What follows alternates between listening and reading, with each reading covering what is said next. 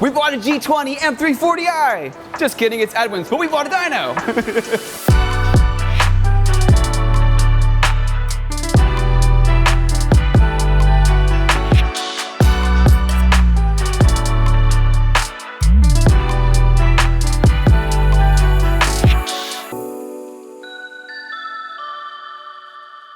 Now, before we get started with today's video, I want to say huge thanks to NewAir. NewAir, as you may remember, gave us a refrigerator for the old shop. They knew it was hot over there, so they gave us 2 fans, and then it got really cold in the winter, and they gave us a heater, which was all incredible, and we're very grateful for that. Now, over here, you may know, as you can probably see the sweat dripping off my face, we do not have air conditioning, and it is the middle of summer, and it is super hot in here. So, NewAir wasn't going to let us sweat to death. They provided us with a portable air conditioner.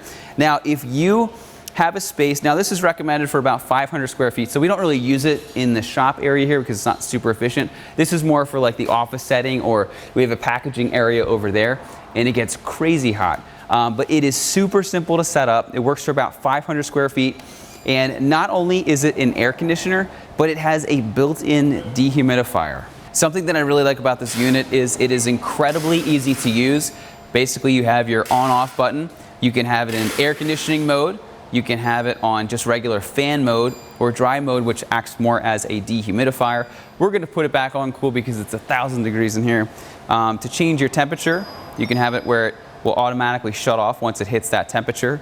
Now in this big shop, it's gonna be very rare for it to hit 70 degrees, but we are going to speed up that fan speed. Now, if you want to have it on for a little while and then have it automatically turn off, it also has a built-in timer, and it's all controlled by a very convenient remote control.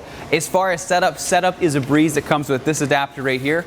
And basically, you just take this expandable hose in the back, you clip it into here like so, and you just slide it in a window, and you shut the window on it, and that's going to make sure that all of that hot air is going out your window and the cool air stays inside. So once again, we want to say huge thanks to NewAir.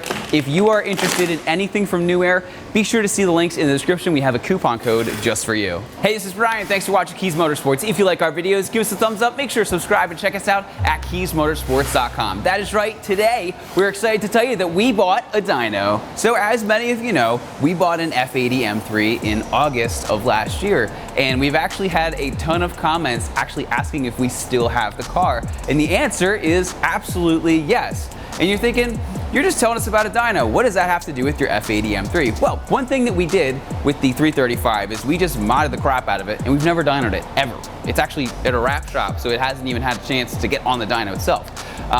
And with the F80, we wanted to do it different. I know I did an inventory intake and a couple other little odds and ends like boot mode, but we're going to completely revert it back to stock, and we want to document with our new Dynapack system the journey as we add power. The process of us getting a dyno actually goes back to November of 2019 when we were walking around SEMA with the intent of looking for a dyno. Now there's Dynajet, there's Mustang Dyno, there's Dynapack, and there's a ton of other companies. So we set out to talk to all of these different vendors about their dynos and whatnot, and we wanted to make sure that it was going to be something that fit this space. Now, back in November, we had no idea that we were going to be in this building. We thought we were gonna still be down the street in our little 800 square foot shop. And there is no room for anything at all. Now, as you may know, with the Dynapack, it bolts up directly to the hub, and it's a very safe dyno. And the reason I say that is because a traditional dyno, like a Dynajet, you have to strap it down and your wheels are literally spinning. And if you go on YouTube and you search dyno fails, you'll see some amazing videos.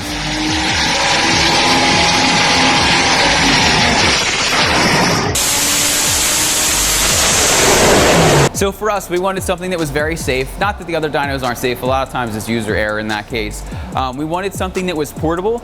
Like I said before, when we bought this originally, we were at our old 800 square foot shop, and we didn't have any room, and there's no way we were gonna have a gigantic structure with the dyno, or we were gonna cut out the floor or anything like that.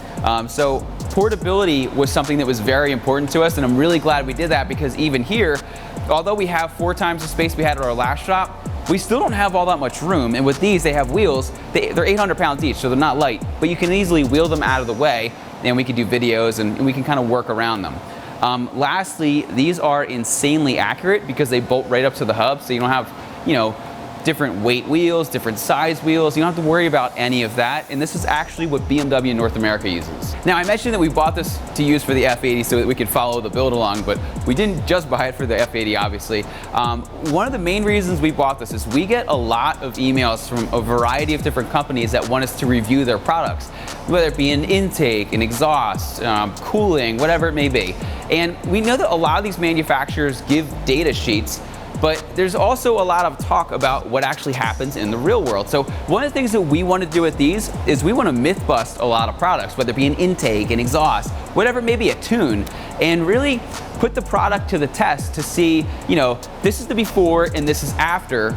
You know, this is what the manufacturer said. Is it better than expected? Is it worse than expected? You know, who knows? We'll have to find out. So be sure to stay tuned because in about 2 videos, we're gonna do that. All right, so before this video, we set up Edwin's G20 M340i, and as you can see, it is X-Drive. We have the pods on the front and the back. These pods are good for about 11 to 1200 horsepower, which I don't think we're gonna see today, but hey, maybe one day. So let's jump in the driver's seat and dyno the car.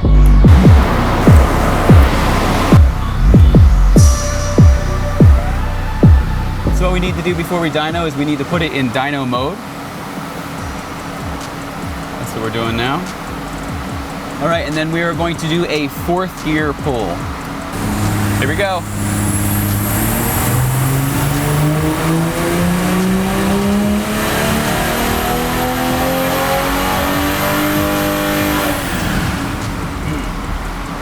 All right, and if you look up there, we have, I think it says 368 wheel horsepower, and looks like our torque is 386, so not bad at all.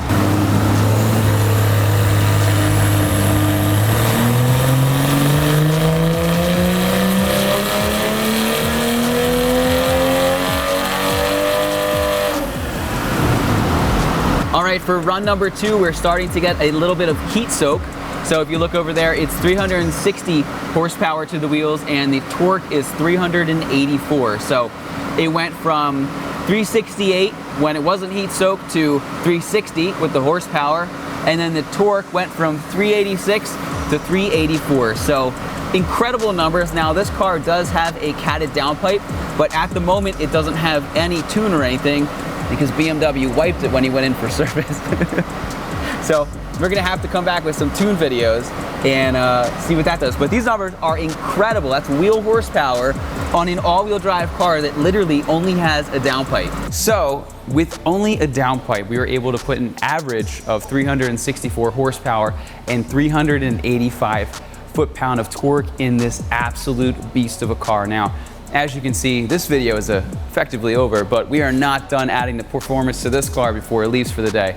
So be sure to come back next week to find out what surprise that may be. Once again, my name is Bryan. Thanks for watching Kies Motorsports. If you like our videos, give us a thumbs up. Make sure to subscribe and check us out at KiesMotorsports.com and get ready for more dyno videos. Once again, my name is Bryan, and we'll see you in the next video.